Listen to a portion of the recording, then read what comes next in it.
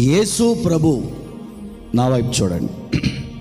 యేసు ప్రభు తన దగ్గర ఉన్నటువంటి శిష్యులకు యేసును వెంబడించడానికి బయలుదేరిన ఆయన పిల్లలకి ఒక మాట చెబుతున్నాడు. నేను మిమ్మల్ని తోడేళ్ల మధ్యలోనికి పంపిస్తున్నాను.